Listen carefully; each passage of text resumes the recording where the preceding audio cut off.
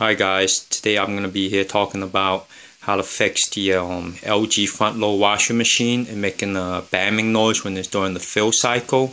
So here we go, we're going to start the machine up and I'm going to explain to you why and what's going on causing this bamming noise. So let's start the machine and then we'll wait a little bit for the machine to start up. And now it's doing the training at the beginning of the cycle.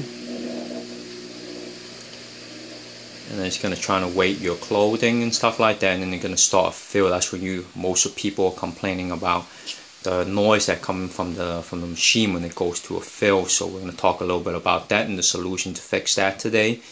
So just be patient and wait for this machine to pick up its load size and everything like that.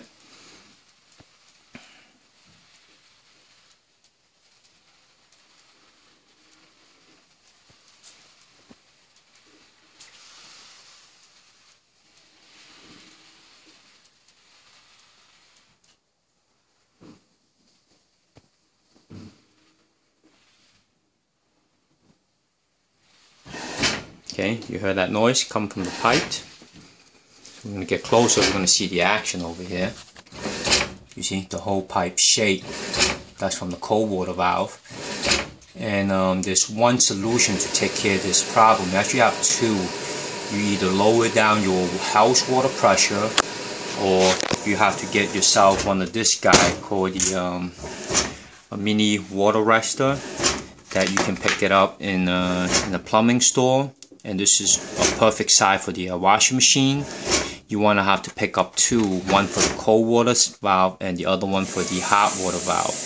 The reason you're getting this kind of noise is because the way they design these washers now, the cold water valve will open rapidly during the beginning. It make open and shut, and if you have a good house water pressure, it will cause this noise. It's called the water hammering from the pipe. So in order to fix this, the correct way is to install one of this and you'll be good to go. And thanks for watching.